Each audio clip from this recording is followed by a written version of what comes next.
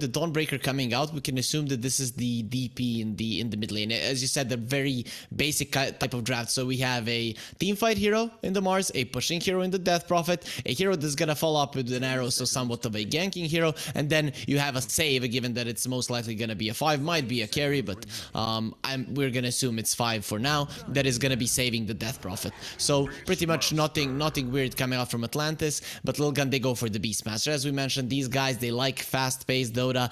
Beastmaster definitely goes into that scenario. They're really good at understanding when they can push, when they can play around their hero that is strong, and Beastmaster definitely goes into that category. Of course, having the Dawnbreaker, I think you if you get a solid carry against the beast, this beast can suffer.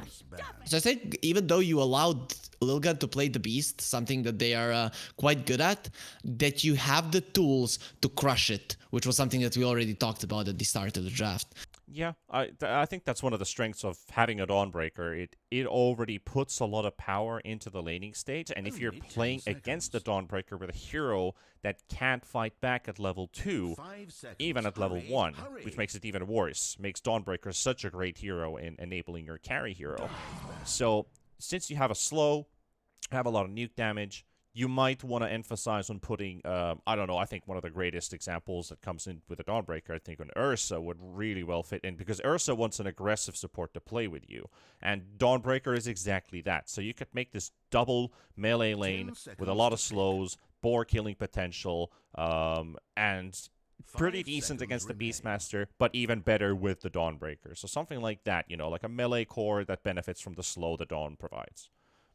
To be honest, I'd go the other route. I'd take something like a Drow here. I would really like the Drow. You protect her with the Mars.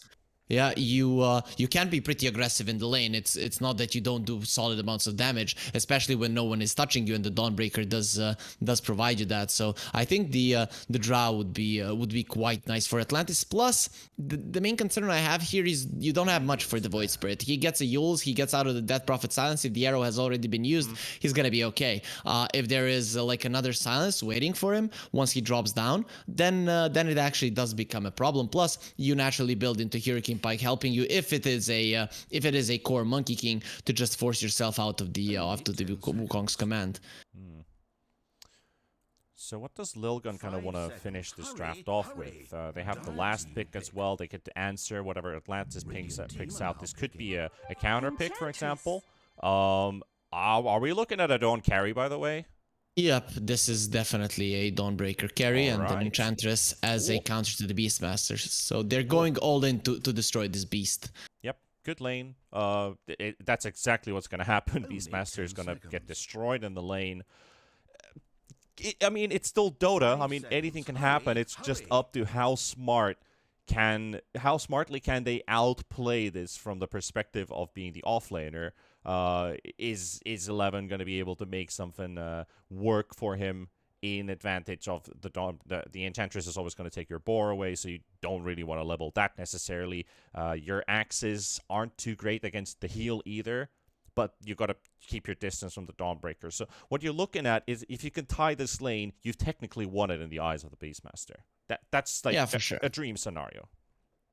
Tying it is a dream scenario, but we can assume that they're not going to be doing that. I just don't see a support that is gonna be winning or helping Beastmaster kind of turn the lane around somewhat in his favor. I just don't see a support like that. It's not gonna happen. Very rarely there are supports that can actually man fight the Enchantress. You know, that's almost no one can do that. The Enchantress almost always wins the trade. So I think right now you just look at this lineup of Atlantis and you go for a hero that can delay. I think a carry Monkey King is actually completely fine here. Usually you're not that fine laning against the Mars, or Mars is the best melee hero to lane against the Monkey King just because you can get him away from yourself. But the Monkey is pretty good at spreading the map, and that is something that's going to be very important for Atlantis in this game. Spreading the map, indeed. Being able to split push, keep the creep waves out, not getting ratted, because that is also something you want to be cautious of. We're going to get the Bloodseeker to finish things off here for Lilgun. What's your take on the Bloodseeker? You think it's a good hero in this game? Not I mean, a Bloodseeker is really strong right now. It's good in, let's say you start the fight on the enemy side of the map. That's how I see it. I would like to play it in this game. You start the fight on the enemy side of the map, the Death Prophet uses her ulti, you rupture her. And suddenly with that kind of move, she cannot move, thus she can't get close to your objectives. That is how I see it, as how you need to use it before you get the BKB. When you get the BKB, the game becomes much easier. The problem is, when we look at Atlantis, they have so many ways to kill a hero from 100 to 0, and that is where the Bloodseeker struggles. He struggles when he gets stunned up and just dies. This is not what you want to happen with this hero. Why I'm not the biggest fan of it, but I can see the idea behind it, you know? Attack, be very aggressive in the early game. You will survive the lane because you're always going to be relatively full because of the thirst. You go aggressive, Death Prophet uses ulti, rupture, disperse. Yep. You know that your towers aren't going to be taking that much damage, but when we look at the drafts in a whole, I think I'm going to have to say that Atlantis, they're looking easier to execute, and I'd say better than Lilgun for now, because you have everything that you need to deal with Lilgun with every single one of their heroes, and the lanes are also very good for Atlantis. Yeah. I guess that's something that Atlantis can live off of. If they can get themselves a good laning stage, that will provide them the game, so to say. If the laning stage doesn't go in their favor, then it could be a very rocky road to bounce back in against a team like Lilgun, who probably have a bit more experience than Atlantis' players do. Like, no matter how much time you spent watching replays and kind of looking at player points of views and heat maps and whatnots, Lilgun still has the actual player experience, which will definitely provide for them today in this series. So, putting it that way, it could be anybody's game, but at the game could just basically snowball out of hands with one or two small mistakes, and it might be a completely different game. I'm still gonna go with Atlantis here. You know, I think that if I was playing Dota, I'd much rather play Atlantis' draft. Though I have to say, whenever I look at Lilgun play, most of the times I wouldn't want to play their draft, and they still make it work. So, you know, might not be the best reason to go for one team and predict that they're gonna win. But I really like what they have going for themselves. This is a really well-rounded draft. Atlantis definitely wants to contest these bounty runes, at least, already showing a presence on the side of Lilgun's map, but not quite getting them to draw in. Let's see if they want to go back in there. There's a Bloodseeker to greet them as well. Blood right down on the ground. It's going to do some early damage. God's Rebuke will toss them away, and that is going to be 3 for 1, but it might potentially come with a cost, as Monkey King's going to be hunting this Mars for a bit, getting a couple pokes in, but not quite enough. And Lilgun's heroes, they're all kind of sharing the damage here. A lot of targets for Atlantis to hit, so bit of poke here, a bit of poke there. That's a nice save coming up from the Enchantress. This is what happens when you see the Enchantress early on in the game. You just don't want to fight this hero. She's fast, she has solid damage, solid armor. You don't know which spell she has leveled up. All of her spells can be quite problematic. If they start chasing you, Enchant can kill you. The Nature's Attendants, you know, you think that you're gonna kill the hero, and then suddenly she just heals them up. Yep. The bottom lane Mars, they are really applying the pressure on him. They are not quite getting the job done in the end, but forcing out the salve. Already some economical damage dealt on the side of WS. As this Mars is out of region for the time being. Mirana does have a couple tangos to share, but it's something that you gotta be cautious of when you're playing a Bloodseeker and a Bane. Any hero that combos with the Bloodright that allows them to be held in place for a bit is always a bit of a danger, because you can Nightmare into the silence, and then Mars is basically unable to cast a single spell to save himself. So no Spear to keep them away, no Rebuke to slow them down. You're just going to take the damage. You're going to take it as a man. So usually, as a Bane, you know, your Nightmare is really mana costly, so yes. Yeah, something that the Bloodright isn't, you know. So that is that is a problem. But we already see that Ace is bringing out more and more region to his mana. He knows that he himself is probably not going to be taking too much damage. Kishka was taking a bit of damage there as well, bullying Mango Rose with the carry Dawnbreaker, but you don't want to mess with the Dawn too much. At least on the positive end, as all that poking was happening, 11, able to get some of that experience going on the side of this Beastmaster. He just needs all of this time that can be provided by this Monkey King. And Monkey King, with all that mobility, is actually a really good support here to help out the Beastmaster in the lane, because you're always here and you're never there, really. Full combo coming out, though, onto 11 again, and he's down to half HP. But he's got his helm, so this beast is already a lot harder to kill. The idea of the Monkey King is keep the Enchantress away. If it's a 1 versus 1, you're always gonna get something. Dawnbreaker isn't the type of hero that's just gonna completely take you or push you out of the lane. Kishka in a lot of trouble. Very good play there from Mango Rose, and that's gonna be first blood as well for Atlantis. Finding the Starbreaker through the tree line in a direct path. That lady's hammer hits harder than you think. That's going to be Atlantis with the first kill. This is a pretty much solid example of people, you know, who get really buff up in the gym but don't work out legs too much. The guys that work out legs have big butts and they're strong legs, you know, they're much stronger. So Mangaro is showing when you see both the Monkey King and the Beastmaster, they're buff, but they're definitely can't squat as much as the Dawnbreaker does. They're of course gonna be a weaker duo.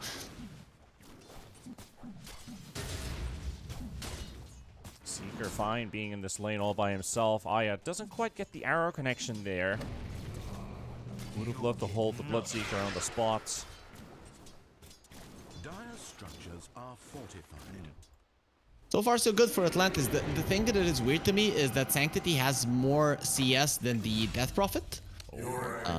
As we are praising Atlantis for their good early game, Ponyo loses his life, but still, when we look at the mid lane, usually the Death Prophet should be doing a bit better. I guess the fact that the Void Spirit is a melee hero helps, but the Death Prophet is a very tough hero to lane into, especially with the spam of the Crypt Swarm. And against the hero like a Void Spirit, you are going to be maxing that out and constantly just harassing him out. Put some poke onto Mango Rose, realizing that the Enchantress is no longer there. Just teleported into mid for a bottle refill. Good moment there for Lilgun. Trade a bit of damage whenever they can. Ench is coming back. Did see the supports both die, Ponyo and Ace 12.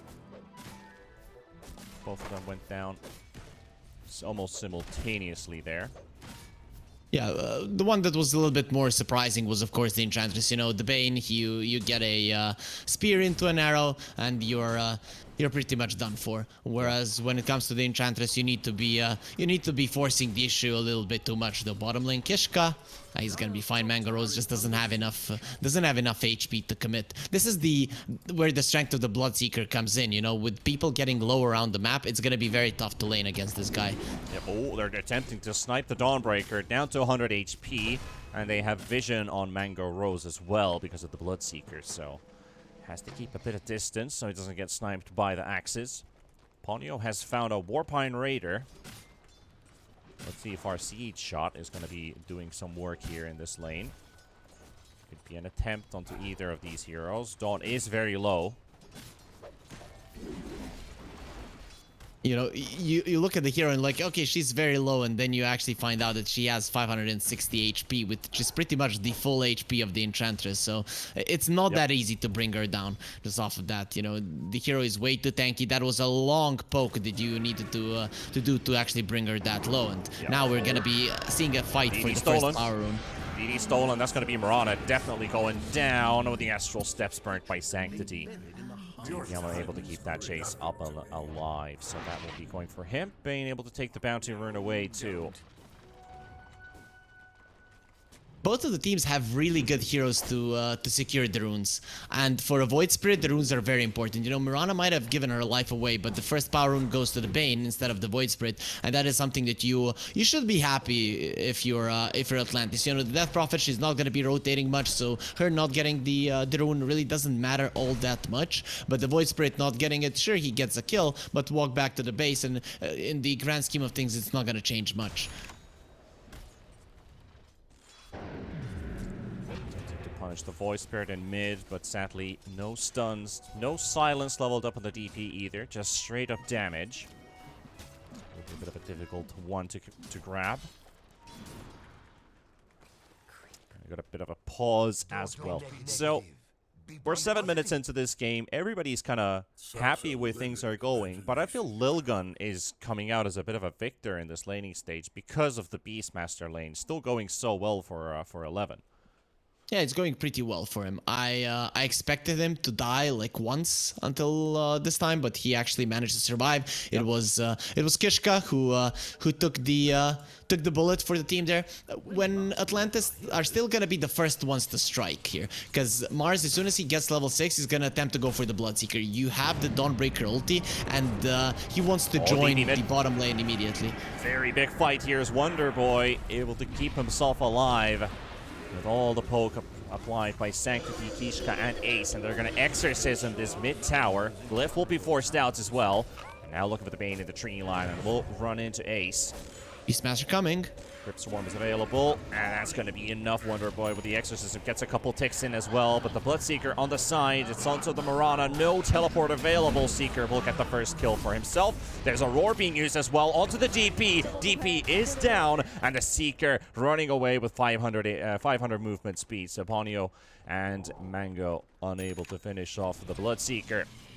So that, whoa, not that button. Ends up being a 2-for-1 trade in favor for Lilgun.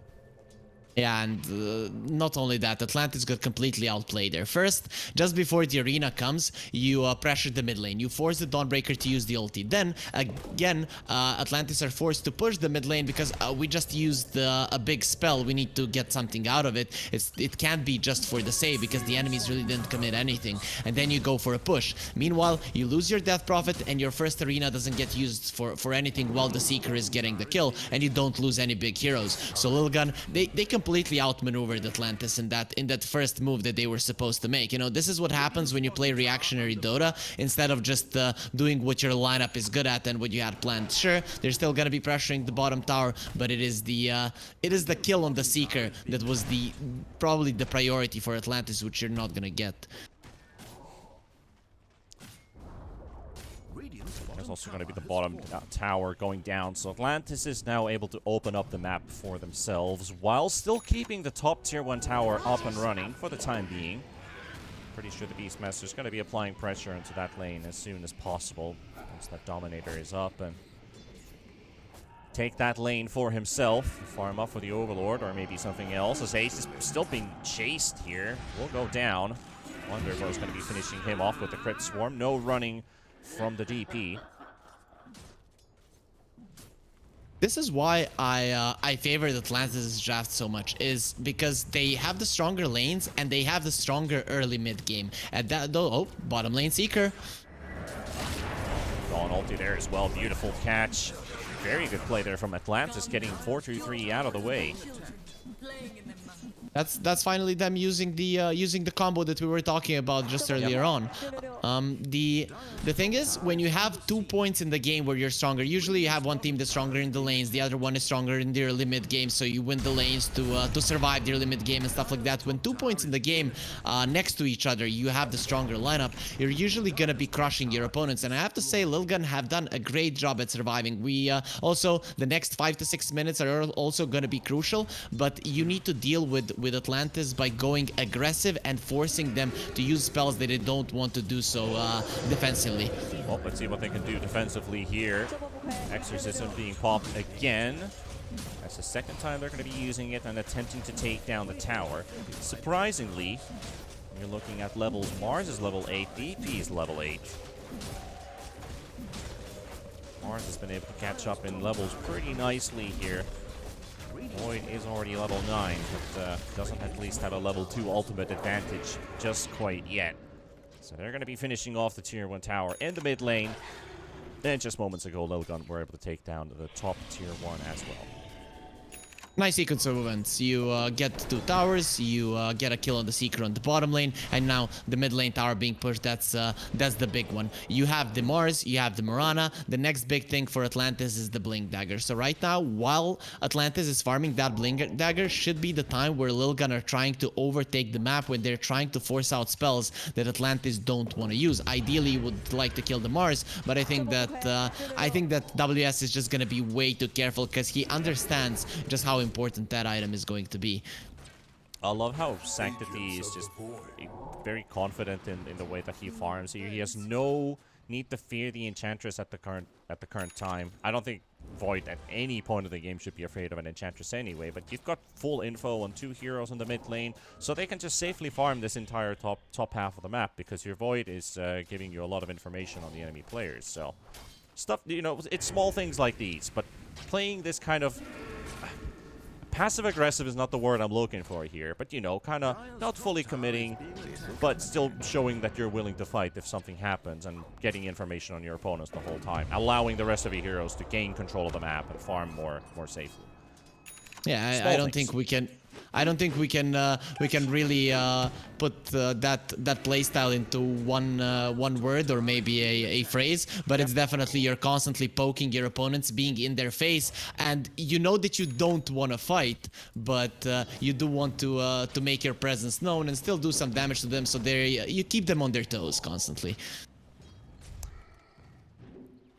Keeping them on their toes, exactly. 4 versus 2 scenario about to happen, as Sanctity is going to be jumping in, but Kishka is the one to be caught inside the arrow. And there you have it. 4 heroes suddenly shows, and Void is like, well, all of that kind of information given that they're around this area, well, they just reinforce themselves with a double. And now they're going to smoke up as well. Ayat, Wonderboy, and Ponyo. They might find This is smart. This is smart. You want to open up your big jungle, and while that is happening, Mars, he would ideally farm, and you'll into arrow, easy one.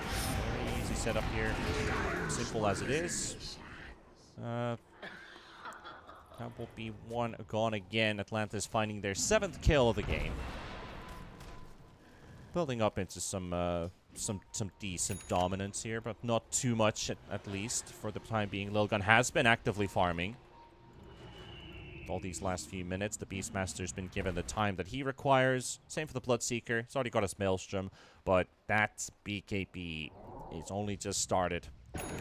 So that's going to be quite some time away. This was an ideal timing from Atlantis. So they pushed out the top lane, and now you have two things. Either you smoke towards the enemy bottom part of the map where you have vision, which would be quite great, or you go towards the top part of the map and play around the Death Prophet. And none of these moves are easy to predict by Lilgun, because Atlantis can do whatever, and it's gonna be a blink reveal, though Mars gets caught with that blink, so it's not really gonna do anything. Not too much, and they're already taking Wonderboy down. So Lilgun will find the entry kill, at least in this top fight and this Moonlight Shadow. A bit of a disengaging one, but they will get the jump on Sanctity as the Void Spirit is suddenly found wandering all by himself in the river. Throw the body in the river so nobody finds out that what happened to that Void Spirit. So, very a fortunate play for Lilgun. WS still wasn't in good position. He was getting into it. In my mind, he probably should have stayed behind the Death Prophet in that situation, but you always want to be a bit more aggressive, get something a bit more bottom lane, though. Mango Rose, he's surrounded. He's fine. I love how suddenly you find yourself surrounding the Dawnbreaker. Nuh-uh. That's just not how it works. Arrow does not quite connect onto the Bane, so Atlantis, they're left empty-handed here in this top trade. I like the read though.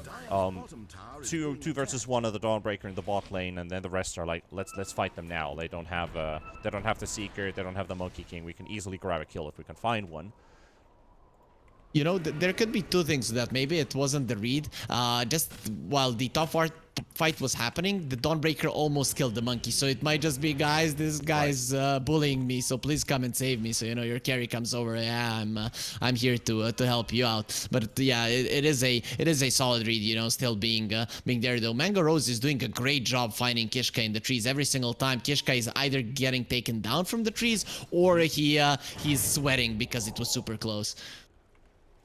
16 minutes, action rune. The power rune is on the bottom half of the map. That's going to be an illusion picked up by the Mars. And some early skirmishing here in the river. Initiating seems to be very tough for both of these. Like, the best initiator this game feels like it is the Blink Mars. Everybody else seems a bit sluggish.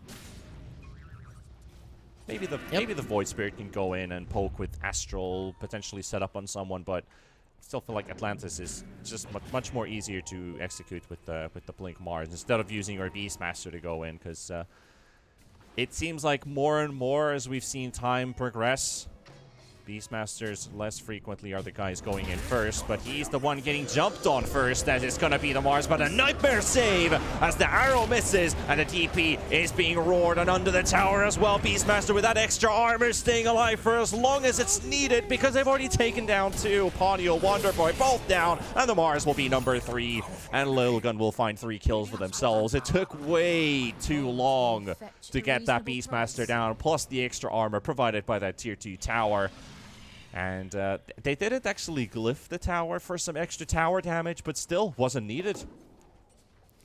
Huh? You're not worth it, Atlantis, are you? So what happened there is Atlantis smoked under vision.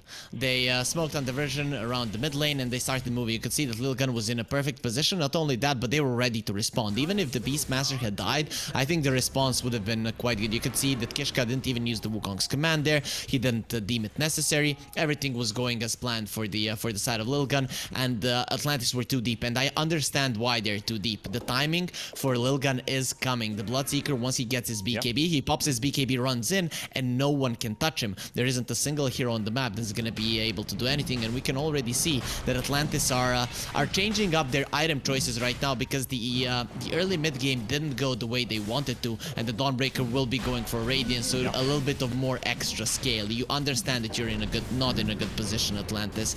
There should have been a bigger lead that they accumulated, but they just didn't manage to do so, and now even the Roche will go the way of Lilgun. Yep, they just hit the Overlord timing, go into the pit with the Black Dragon, make quick work of it. They just hit the Mage Slayer as well on the Monkey King, so Orb of Corrosion and Mage Slayer, very good combination to have on your support. Sanctity, he's going to take the early engagement onto the Enchantress and looking for this Ponyo kill. Boundless Strike is also applied and the slow right click, but thanks to the DD rune, Edge will be sliced and cut down in half by Sanctity. Roche into a kill. That's a good follow-up. It's so cool in Dota that they made Enchantress have such low HP, so whenever you see a attack like you are expecting a really huge damage, and in terms of how much HP and percentage it takes, it really does seem so. Obviously, you're not doing any more than you would otherwise, but it just looks like you're doing a ton of damage overall, and like you're really gearing up for the strongest attack of your life. So Sanctity did have a DD though, so it did make it a little bit harder than usual. Since you brought up the interaction, I don't actually remember, how does it work with Wraith King Mortal Strike or CK Chaos Strike with the audio cue and the animation? The animation should still be normal, but does the audio cue just kind of tell you that, oh, a crit's coming, but the animation is still not through? I think when you do the damage, the audio comes out. I think the task used to be that there is a audio cue beforehand, but that's just because the task raises his hand in the uppercut, you know, and then there's the audio cue, but the damage doesn't come out. I don't know if it's still that way, but for the crits, I think it's the same. That it's normal. Could be cool if you had like a slow motion audio cue coming out, you know, like the usual crit sounds are very fast, so instead of going like, it's like a, you know, just I love audio engineering stuff, you know, it makes games really vivid and really cool. But hey, it's a competitive game. Bane able to use the Nightmare to dodge the arrow, or well, the spear in this case, actually, not the arrow. But that's the arena for support, so I think Lilgun's still pretty happy with that. They want to go. They want to go for round number 2. Kishka from the back as well, and will be able to get the Wukong's command, and that's something Atlantis doesn't want to fight in, but they will take down the beast, and look at 4-2-3 go. That's already 2+1, and run you go. Hunting this Mars down slowly but surely, as WS is about to drop, and that's a triple, and oh baby, can we get an ultra as well, as it's going to be the hunt onto Mango Rose, and 4-2-3, 1-2-3, ultra kill will team wipe Lilgun. Yep, that is the Bloodseeker. That is what happens when there's a big team fight, and that is what happens when you use the arena on a support. Though this isn't necessarily, not that is necessarily the problem. You not getting a bigger lead in the part of the game where you should is the main issue. The Seeker with an Aegis, with the BKB, the main problem of this hero is that you're afraid that you're gonna die. When you have these two items at a perfect timing of 20 minutes into the game, you're not afraid of anything. You can just do so much damage, and we can see what the Seeker did, 6,000 in that previous fight. When with this hero you're allowed to just run in like a madman, you know that the fight is gonna go bad for the enemies, whatever happens. Even if the arena was used to kill a bigger hero, if the fight started off this way where you're inside of the Wukong's command and the Seeker is coming, it's gonna go badly for you. So Atlantis, now knowing that, they're gonna have to fight on the enemy side of the map every single time. I just don't know how you do it, because you can't really control anything. Then I guess the area to fight is gonna be deep on the top lane and not allowing enemies to overtake that. Lilgun are in such a dominant position right now. They waited, and finally their time has come. It's a good feeling when you're kind of like you've been able to survive the moments you needed to, and now that you're able to take control, you understand fully what your opponent's gameplay style has been. So unless they make a tempo change or come up with some item that's going to surprise you completely off guard, you already know how they're going to play, and you will know exactly how to win those fights time after time after time again. So that's very important for Atlantis. How do they get themselves a better fight than the one that they had moments ago? Because Lilgun is much stronger now. I've always been critical of Lilgun. Okay, poor Enchantress. I really don't think he's getting out of this one, but I've always been critical of them in a sense that they had troubles playing classic drafts, slowing down the game, waiting for timings and stuff like that. But in this game, they've shown that they as a team have grown. I know that like a few months ago, they started practicing normal drafts and how to play around them. They didn't look really good, but this is pretty solid, you know.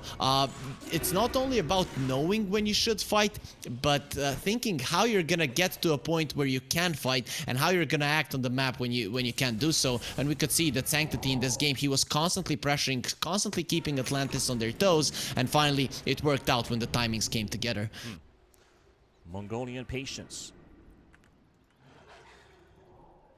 Atlantis attempting to go to the high ground, but getting caught outside of their base. That's how squishy your mid DP is. No BKB used, no nothing. Sanctity just blows them up. What was that damage? I mean, come on. He just did 1500 damage in less than a second. Yep. They used a rupture for a couple hundred, and Monkey King got one right click in. Yeah, 1500 damage. That's almost the entire HP pool of DP, so good burst. Good burst there from Sanctity. Totally worth it. Tier 3 tower taking a lot of damage here. I love the tower tanking sentry there as well. I'm just looking at Atlantis and I'm thinking maybe they should have been a bit greedier in the early mid game. They were always trying to be on their toes and fight and not give away a hero. But the thing is, with that, they were losing ground on the map, which is more important than a hero or two earlier on when it comes to getting more resources. And Lilgun, they used that perfectly, because Atlantis, they just weren't farming. We can see both the Mars and the DP are definitely struggling in terms of net worth, and that's why the DP can die so easily. Now, this is more of a desperation smoke. It's gonna be Ace just taking it. Recast Nightmare to the Blinking Mars. No arena for you, but the BKB comes out, and again, the target's going to be the Bane. But Bane's already done his job. He had the Fiend script out for just long enough to be able to take down Wonder Boy. And here comes 423, and look at him go. Bloodseeker's going to be hacking them all down one by one. That's going to be 3 dead, making it 4. As Ponyo on the high ground, nowhere to go. And that's going to be that. I pretty much feel like that is the game as well. Lilgun seems unstoppable now. I kind of felt like it was the game ever since the smoke of Atlantis on the ward when they dove the tier 2. That's when you could see that they know it is their timing, but they don't really know how to approach it because they're going way too deep in. After that, it was Lilgun all the way, and now I think they just put a nail in the coffin. Obviously, Atlantis, they're not giving up just yet, but in my mind, they have one more fight left in them. The only reason they're not GGing out is because they have the tier 2s. slowly but surely can just take these tier 2 towers down. Maybe just even the top lane, force the fight on the top tier 3. Win that one and you've won the game. Atlantis, they don't have any ults. So, did they just let another lane of Rax go and then fight bottom in like 5 minutes? 4 minutes? Or I feel like they want to get something outside of their base, but very hard to exit now. We are seeing that Lilgun thinks that Atlantis are in their triangle, and they should be. They should be setting up vision there, defending high ground on top, and setting up vision in their triangle. And then, once the enemies force you back in your base, you smoke and run towards the triangle. You meet them there. You can't just stay in your base, because at some point you're gonna get caught like this, and it's gonna be really bad. Glimmer Cave comes out just in time with the Radiance. Provides a couple missed right clicks. BKB still stays intact. Dawn is going to get to heal herself back up. The Boars and the Centaurs are doing slow work, but good work. Towards the tier 3 tower, and here we go. The Beastmaster gets jumped on. Dawn coming in with the ulti. Arrow will connect despite the Nightmare attempt. And this time, Atlantis, what can he do? And a beautiful 4-man Boundless Strike. They literally walked into it, and that's going to be all over for them. Oh my goodness. It is things like that which you're kind of just looking at the, well, it's a piggy train and they want to blow somebody up, but you're walking high ground blindly. You're going to get hit by a Boundless Strike to get a 4-man stun. They did at least kill the Bloodseeker off, but it is a fight that does seem to be pretty difficult to win because Sanctity's still there to lead the troops. And a buyback coming out from the Mirana as well, but that is a glyph forced out as well. And Enchantress is also spawning, but yeah. This is how true men fight. They run in on the DP. Other people would run away from the Spirit Siphons, but these guys know. They're like, we're gonna survive them. You lose one hero for it to carry, a pretty important one, but in the end, the DP doesn't have any more Spirit Siphons, so she's an easy target. Yep. A little bit of an overextend coming out from 4-3, but I think if the game was a little bit closer, that he wouldn't have risked it at all and would have ran out, because he could have done it at any single point. He just wanted to fight until death, and Mirana, when the Void Spirit can do this, it's time for you to call it a day, because your supports can't play Dota, and it's even arguable if the cores can either. Yeah. Yeah, Bloodseeker basically just being the collateral damage. He can give his life away if you can take everybody else from the opponent's team in Atlantis. You only have a bottom lane remaining until it's mega creeps inside their base, and this net worth lead has spiraled out of control. It was 3,000 gold 8 minutes ago. It has now been multiplied to 16, almost 17,000 gold. And Sanctity's here to pop smokes. Atlantis are expecting them to be nearby, but Mars is not going for the aggressive blink, at least. Would have thought he should be going. He would. Yeah, I thought that he would just blink in and maybe cancel the arena if possible, but I guess they have a good read. You talked about experience. Atlantis definitely don't have them. They've shown some solid games here, but this is where experience comes into play, because if you have played enough of these games, you would know with these kind of plays, you're gonna win 0% of the games. If you would go in and attempt to do something, oh, Sanctity, it's gonna be fine. Yeah, but look at the rest of them. They're coming in from the back. And Enchantress is going to be right there in the front. Smokes are popping. Where's the detection, boys? Don't see it coming out. The Rupture is going to be on the DP. DP with the BKB, and Exorcist doesn't pop. Kishka coming in with the Wukong's command off of the back line. And there's going to be a lot of BKBs popping as well. The Roar onto the Dawnbreaker. And that's killing their carry. Mango is down. WS is following as well. Kishka with the double kill on the support Monkey King and chasing onto Ayat. And there's also a Claw Ponyo on the side. And hey, we'll just fiend script this guy because they called GG. And that will be game number 1. Done and dusted and put in the bag by Lilgun. When your carry is dying to a Monkey King, who, I mean, to be fair, has almost the same amount of net worth, but that is a big problem. But as I said, Atlantis not jumping onto the Void Spirit there, just showing that they didn't play enough of these games. If you don't attempt to go for those plays, at some point you're gonna get ran at some point you're gonna get into a position where you're not choosing your fight, and those are two things going against you. You're not choosing the fight, and the enemies are much stronger. You need to at least have one thing on your side in Dota to even have a remote no chance of winning a fight. Let's say you're 20k goal behind. If you get the right jump, if you jump from the right angle and you know that that's gonna happen, the enemies get caught by surprise, you can win a fight. If you're just dodging, and then waiting for the enemies to come, even if you have a area laced with division, even if everything is set up perfectly for your way, it's still not you who is choosing how the fight will start. And if the enemies choose right, and Lilgun, we've seen that they chose everything right in this game, then you are 100% gonna lose it. So Atlantis, I want to say they didn't have a chance in this one. Lilgun just outclassed them every step of the way, despite Atlantis being the stronger team for the first 15 to 20 minutes of the game.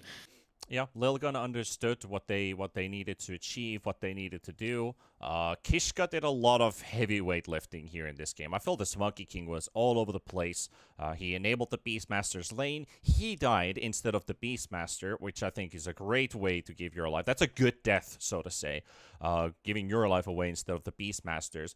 And just having a good presence, and I feel like he was, in a way, playing some of his maybe one of his best Monkey King games, in a sense that he was outplaying out Atlantis a little bit. So it was either Atlantis not being able to be as active as they wanted to, or Kishka was just playing really, really well on that Monkey King. So I just have to commend him for that performance. Yeah, for sure. It is one of his best heroes. Kishka has been playing the support Monkey King for a very long time. I've seen Lilgun play it a long time ago, so he definitely knows what he's doing. But I definitely agree with you. Not only did he had a perfect idea what he should do in the game, but he also executed everything almost to utter perfection with beautiful boundless strikes in arenas later on in the game. Sure, Atlantis, they didn't make it much hard. They were constantly running towards him, but 3-4 man boundless strikes every single fight. Not everyone can do that. Yeah. Well, we'll take a couple minutes and we shall return once again for the second game of this series, Lilgun versus Atlantis, with Lilgun leading the series 1-0. We'll be back in a bit.